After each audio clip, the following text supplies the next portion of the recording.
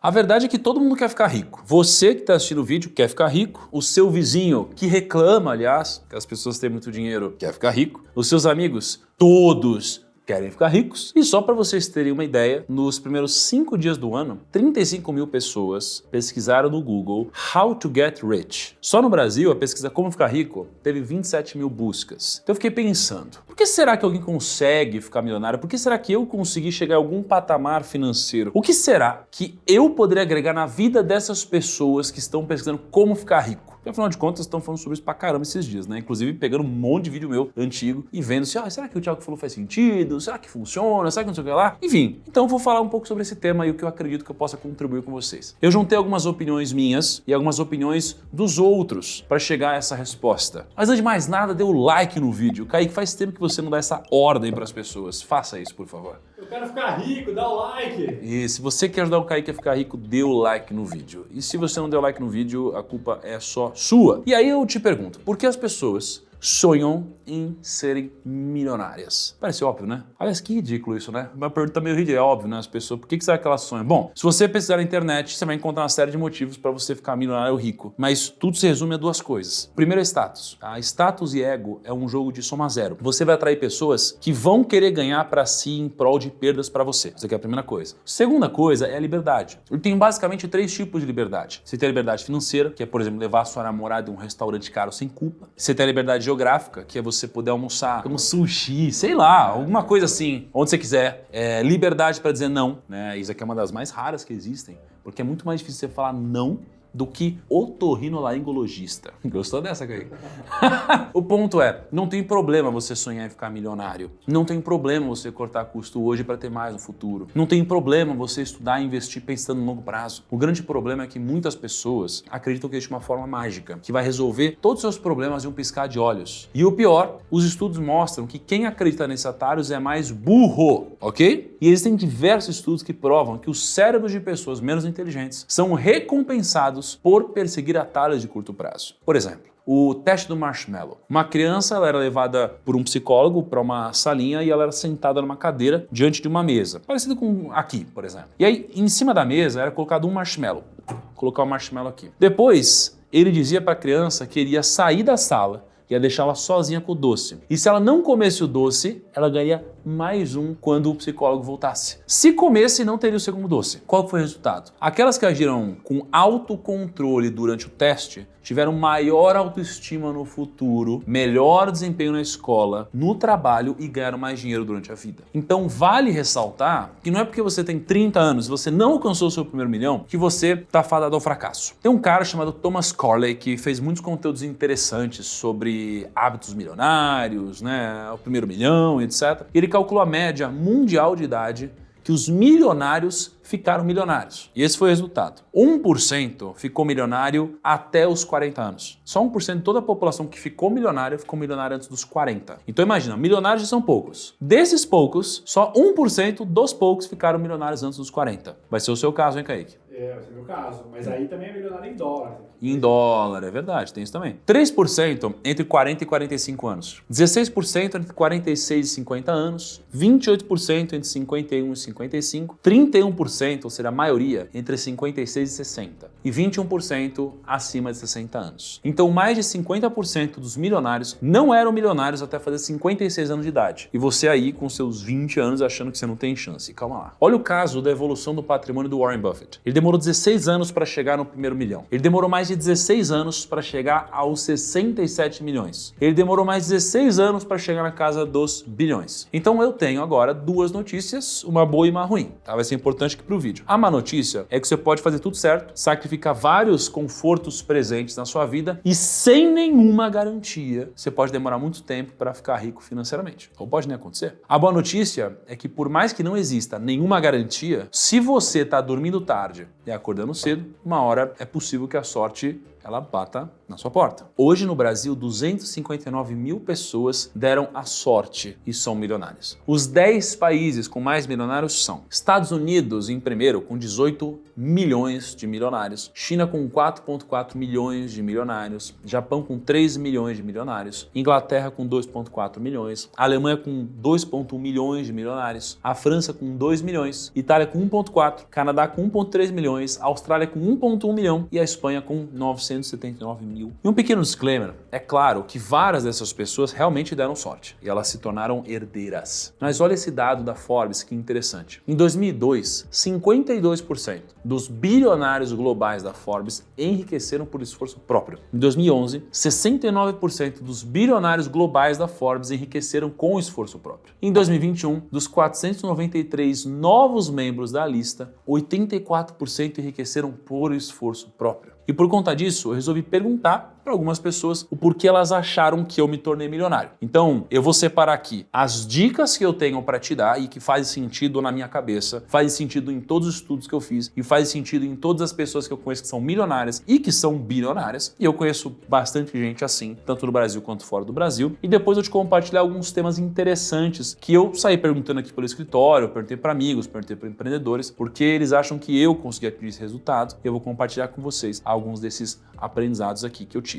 Vamos lá, 7 dicas, pelo menos, para você chegar ao primeiro milhão ou te ajudar na vida, tanto faz. Cara, eu não consigo entender. Eu boto um vídeo com dicas de como você atingir o primeiro milhão. As pessoas, elas acham que eu estou prometendo que elas vão chegar no primeiro milhão. Faz sentido isso na sua cabeça? É só um insight, amigão. São insights, cara. Assim, Correr atrás. Por que eu faço o que eu faço? Porque eu quero despertar em você novas perspectivas. É isso que eu quero fazer. Eu quero despertar em você um pensamento de segundo nível. Vamos lá, foca aqui. Qualquer idiota pode derrubar um celeiro, mas você precisa de um carpinteiro para construir um. E essa frase não é minha, ela é de um escritor e professor de Harvard chamado Steven Pinker. Eu concordo com cada palavra dela. Para você construir um celeiro, você vai precisar preparar a fundação, construir uma estrutura sólida. Você vai precisar de material, como madeira, prego, concreto. Você vai precisar de um projeto bem consolidado, vai precisar de licenças, vai precisar de um sistema de drenagem. Aí você precisa de gerenciamento e manutenção. Ou seja, é um trabalho animal. Não só para construir, mas para gerenciar tudo. Agora, se você quer derrubar um celeiro, basta você ter, sei lá, um isqueiro, gasolina, tacar fogo em tudo e, de certa forma, a mesma lógica se aplica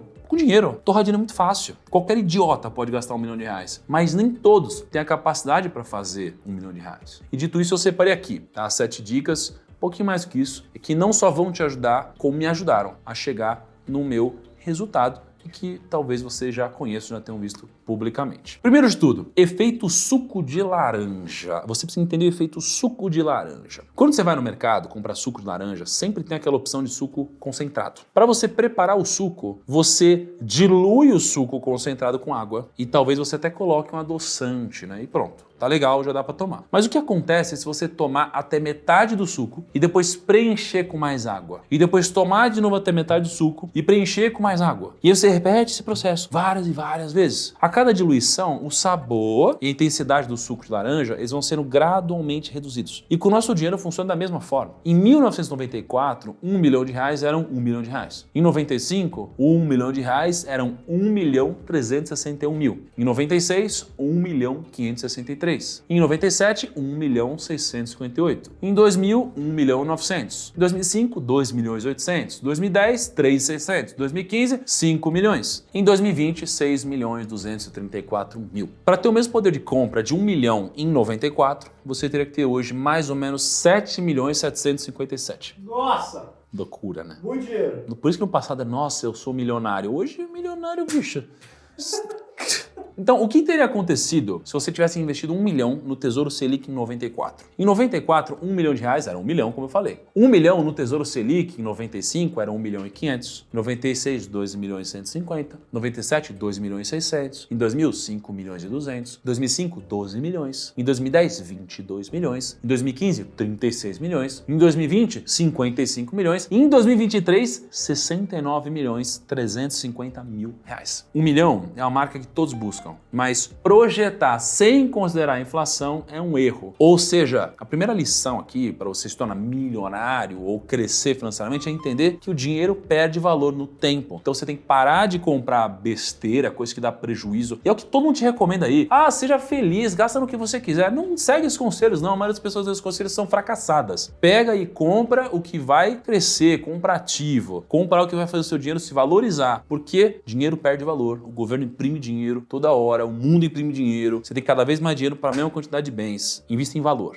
Segunda coisa, quite a matemática do intermediário. Eu te mostrei que a inflação corrói o poder de compra. Então, como se proteger da inflação? Comprando ativo, como eu falei, que repassam preços, ou seja, investindo. Logo, a primeira coisa que a gente deve fazer é investir, não necessariamente. Essa lógica tem um problema, a matemática do intermediário. A lógica da matemática do intermediário é a seguinte, a lógica do intermediário funciona com 3 pilares. Primeiro, você tem o poupador, que é aquele que deixa o dinheiro no banco. Aí 2, você tem o devedor, que é aquele que pega empréstimo no banco. E 3 é o intermediário, aquele que empresta. O intermediário financeiro é um banco. Todo banco faz uma matemática para ganhar dinheiro com uma coisa chamada de spread bancário. Ele pega dinheiro do poupador, empresta para o devedor, remunera o poupador e ganha a diferença. Tudo isso com um dinheiro que nem é dele. Hoje no Brasil, 78,3% das famílias estão endividadas. São os devedores. Essas famílias têm 2 opções: investir ou quitar as dívidas primeiro. Qual que é o problema? Os juros da dívida geralmente são muito maiores que os juros do investimento. Segundo o Banco Central, as instituições financeiras cobram em média 411,5% de juros ao ano no crédito rotativo, dá 14,5% ao mês. Então vamos supor que uma família endividada junta R$1.000 e tem 2 opções. Primeiro, investir em títulos públicos pagando 1% ao mês. Segundo, quitar as dívidas e acabar com a matemática do intermediário. No primeiro mês, supondo um investimento de 1% ao mês, R$1.000 virariam R$1.010. Se você estivesse devendo aqui, você teria esses R$1.000 virando R$1.145. Em 12 meses, investindo, seus R$1.000 virarão R$1.126, devendo virariam R$5.000.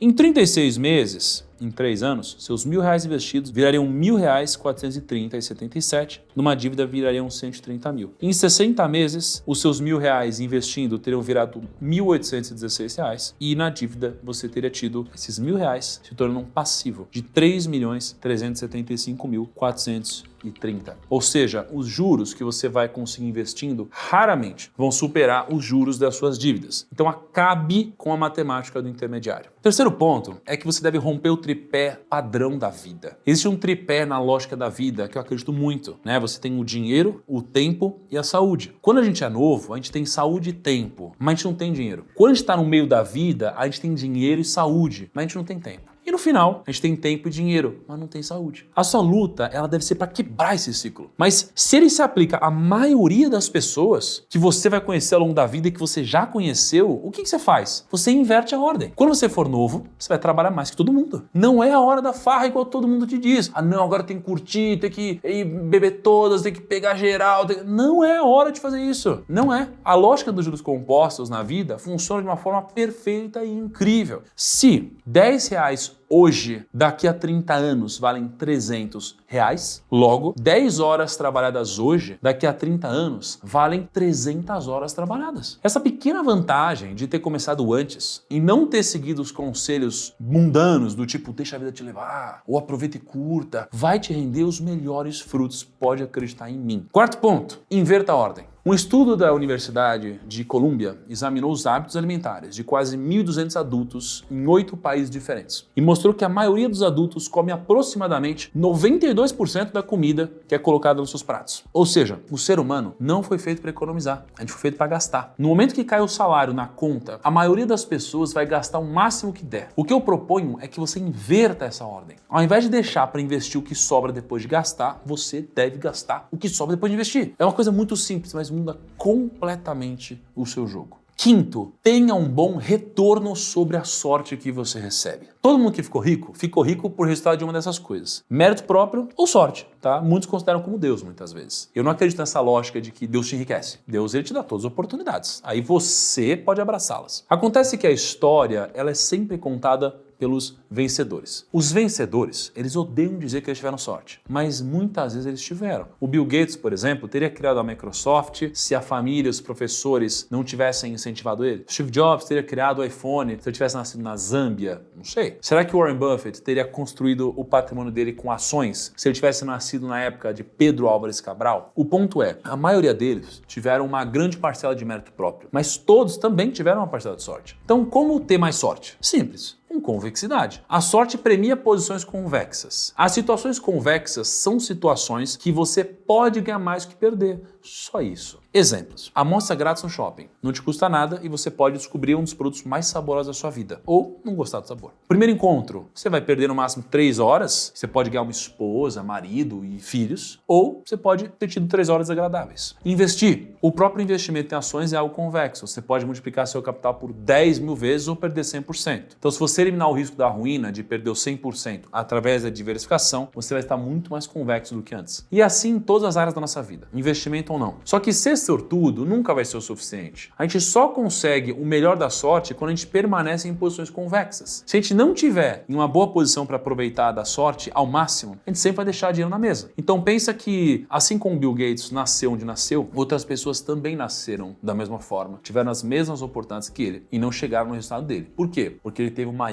retorno sobre a sorte. Então a sorte, ela vai com certeza cumprir um papel importante na sua vida, mas não é isso que vai definir para onde você vai. É claro que aqui é um pouco complexo, mas saiba que se a sorte definisse tudo, não teria gente nascendo com as mesmas condições e atingindo mais sucesso do que outras. Então uma parte é mérito seu. Sexto, use o custo do dinheiro no tempo ao seu favor. Vamos supor que todo mês tem um gasto fixo de 3 mil reais, tá? Você. E aí você pode fazer esse gasto basicamente de 2 formas, à vista ou parcelado. A lógica é que se você parcelar esse gasto no cartão de crédito e sem juros, você só precisaria pagar os 3 mil reais no final do mês. E se você aplicar esse dinheiro a 1% ao mês, no final do mês você teria 3.030 reais. Você paga os 3 mil reais e sobra 30. Ou seja, o seu saldo fica positivo. Vamos supor que todo mês você tem esse gasto de 3 mil reais. Todo mês você investe os 3 mil a 1% ao mês e sobram 30 reais na sua conta. Todo mês você vai investir esses 30 reais novamente a 1% ao mês. Em um ano são 380 reais e 48. Em 5 anos 2.450. Em 15 anos 14 mil. 30 anos 104 mil. Em 50 anos 1.171.750,19. Você fez 1 milhão simplesmente empurrando mais para frente o pagamento. Agora outra reflexão antes de a gente continuar o vídeo é que 98,3% dos alunos que eu tenho consideram que investem melhor depois de terem feito a mentoria do Meu Milhão. Quanto será que as aulas serão capazes de gerar a mais de rentabilidade na sua carteira? Será que 1% ao mês? Pô, talvez seja difícil, mas possível. Será que 0,5% ao mês? Será que 0,25% ao mês? Digamos que aumente em apenas 0,1% ao mês, ou seja, 1,1% ao ano. Qual é a diferença a longo prazo? Bom, em um ano são R$ 382 reais, em 5 anos 2.500, em 15 anos 16 mil, em 30 anos 137 mil, e em 50 anos 1.931.000. Então você teve 1 milhão de reais a mais, aumentando apenas 0,1% de rentabilidade. Se isso tudo faz sentido para você e para o seu bolso, eu vou deixar na descrição um link para você começar a minha mentoria e fazer parte da pré-matrícula, tá? Então, o link está aqui na descrição. Sétimo lugar, o ato da doação. O que mudou na minha cabeça foi trocar o dar por devolver. Então, devolva pelo menos 10%. O que você recebeu teve muito esforço seu envolvido, mas também muita aleatoriedade divina. Na minha época, onde eu atingi o meu primeiro milhão, eu não tinha esse ato, né, de devolver todo mês 10% do que eu ganhava. Só que eu sempre tive a cabeça de doar, de entregar para os outros em tudo que eu fiz na minha vida. Muitas pessoas ficaram ricas ao meu redor, muitos clientes ganharam dinheiro, muitos amigos também se deram bem. Eu sempre tive essa cabeça de ajudá-los, por mais que eu não tivesse isso claro na minha mente. Quando eu passei a devolver uma parte do que Deus me deu, eu comecei a receber muito mais também. É uma lógica importante. Eu falei 7, mas na verdade tem algumas outras que eu separei aqui. O primeiro é, nunca venda a sua hora barato. Eu tava cortando o cabelo hoje, né? E aí eu tava falando com o cabeleireiro e aí eu descobri que ele estava no 2º grau de escala. Ou seja, Ele corta o cabelo, 1 hora por corte, mais ou menos, R$200. Ele trabalha mais ou menos 8 horas por dia, então ele conseguiria fazer R$1.600 por dia. Ele trabalha mais ou menos 24 dias por mês, faria uns R$36 mil e pouquinho. Ou seja, é muita grana. Alguém ganha R$36 mil, geralmente vai gastar uns 20 mil, talvez um pouco mais. Isso se ele tivesse a agenda lotada, tá? Mas se ele trabalhasse full time, ele faria R$36 mil. Ele consegue enriquecer ganhando R$36 mil. Só que por quê? Porque ele está no segundo grau de escala. Primeiro grau de escala é o momento onde você vende a sua hora. Então você vende a sua hora e ponto. Você é um funcionário padrão. Segundo grau de escala é quando você vende um serviço ou um produto. Então você já não tem mais um teto, só que você tem mais risco também. Se não tiver cliente, ele não faz dinheiro. Terceiro grau de escala é quando você vende projetos, são maiores. E o quarto grau de escala é quando você vende um lucro futuro, é o equity. No primeiro grau de escala você não consegue enriquecer. No segundo já é possível. Só que o primeiro grau de escala ele faz parte da sua etapa, não dá para subir e pular degrau. Então o aprendizado aqui é nunca venda a sua hora barato. Por quê? Porque se você vender a sua hora barato, você vai ser um vendedor de horas e nunca vai crescer. Só tem uma exceção onde vale a pena você vender a sua hora barato. Quando o pagamento não estiver vindo em dinheiro, estiver vindo em conhecimento. Porque o conhecimento, ele é a principal fonte de poder. Porque quando você adquire um conhecimento, você consegue materializar esse conhecimento em algo. Você faz um curso de edição de vídeo, conhecimento, agora você consegue editar e gerar valor. Então, o conhecimento vale muito. Então, só vem na sua hora barato se o pagamento não estiver vindo em dinheiro, e sim em conhecimento. E é claro que não dá, às vezes, para você trabalhar pelo conhecimento se você tem 2 filhos para sustentar e não tem nenhum real na conta. Mas quando possível, essa é a ideia. Faz parte do processo. Me falaram 23 coisas quando eu rodei aqui pelo escritório perguntando por que você acha que eu cheguei em algum lugar financeiramente. Dessas 23 coisas, eu concordo muito com 8 coisas que eu vou passar para vocês. Isso daqui é a minha história. E a minha história é minha, não é a sua, mas essa é a minha opinião sobre a minha história. O que eu acho que me ajudou? Primeiro, minha criação na infância e a educação que eu recebi. Se eu não tivesse recebido essa criação, essa educação, teria sido mais difícil, eu talvez não teria conseguido. Desde as coisas boas até as coisas ruins, até os traumas também. Por exemplo, eu fui um cara que eu sofri bullying na escola. Isso daqui me fez querer construir patrimônio para ser respeitado de alguma forma, só que intuitivamente. Ou seja, sem eu saber que era isso. Então, isso aqui é a primeira coisa. Infância, educação, conhecimento. Segundo, sorte e Deus. Com certeza eu acredito que eu tenho competência no que eu faço, mas se Deus não tivesse colocado as oportunidades na minha frente, isso aqui nunca teria acontecido. Terceiro, esforço acima da média. Eu, de fato, me esforcei acima da média, pelo menos que convivia comigo, que eu via ao meu redor. Então, eu vi o escritório, eu era o primeiro a chegar, era o último a sair. Cara, e foi assim por muitos anos. Então, eu sempre entendi que eu me esforcei acima da média. Hoje, por exemplo, eu tô andando quase 4 horas, de 3 a 4 horas por dia de logística para chegar no escritório, porque eu não tô morando aqui do lado mais. E aí eu vejo que gente que demora meia hora para chegar reclamando que é muito esforço. E eu sou o cara que, em tese, teria mais liberdade de fazer isso. E eu não faço. Eu tô todo dia vindo. Continuo sendo um cara que me esforço muito para as coisas que eu acredito. Quarto, a minha área de atuação. Se eu fosse o que eu sou em uma área onde tem pouco dinheiro, talvez eu não teria conseguido. Ou talvez teria demorado mais. Eu fui pro mercado financeiro. Eu trabalhei 7 anos no mercado financeiro. Lá é um mercado com dinheiro. Se você tá no mercado que tem dinheiro, é mais fácil que uma parte desse dinheiro derrame pro seu bolso. Então o mercado é muito importante. Então hoje você tem tecnologia, mercado financeiro, marketing digital, saúde talvez, de certa forma, na inteligência artificial. Você tem algumas áreas que tem mais dinheiro. Se você está numa área com mais dinheiro, você tem mais chance. Uma área com pouco dinheiro, pior. Quinto, ambição. Cara, eu fui muito ambicioso na vida inteira. Muito. Hoje, eu tenho refletido um pouco mais sobre as minhas prioridades. Mas a minha ambição foi tão grande que eu acabei, talvez, me motivando mais que os outros. Porque você precisa ter grandes sonhos. Porque apenas os grandes sonhos têm a força necessária de mover a alma de um homem de verdade, entende? Então você precisa ter muita ambição. Sexto lugar, escala. Meu amigo, se você vender uma garrafa de água ou 1000, é nítida a diferença. Então, como você pode fazer para escalar mais o que você faz? Então, criar processo, modelo de venda, modelo de negócio e sistema, isso daqui me ajudou a crescer. Sétimo lugar, um pouco do contexto do país. Não tem como, né? Se eu tivesse nascido na Zâmbia, sei lá, seria muito difícil. Ah, não dá para ficar rico lá? Que preconceituoso. Caceta, para com isso, caramba. Vocês só querem discutir coisas que não fazem sentido. Dá. Em todo lugar dá, mas seria muito mais difícil. Então, eu tive uma grande sorte de ter nascido no Brasil e nesse momento, poderia ser muito difícil, eu dei muita sorte nisso também do contexto do país. Em oitavo lugar, eu comecei cedo. Comecei antes dos outros. Eu fui barman, fui garçom. Antes disso, na faculdade, eu trabalhava já em organização estudantil. Então, eu comecei muito cedo. E quando você começa muito cedo, é o efeito borboleta que acontece e você passa na frente dos outros. E você está um passo à frente tem muita diferença. Olha o primeiro lugar e o segundo lugar numa competição. O primeiro lugar área, ele tem muito mais reconhecimento. Ele geralmente ganha muito mais dinheiro. É muito importante você largar na frente. Bom, essas são as minhas reflexões. Quero saber se vocês concordam, se eu deixei alguma coisa de fora. E deixe seu comentário. Gostaria de vê-los se degladiando nos comentários com muita classe, certo? Um grande abraço, até o próximo vídeo. Tchau.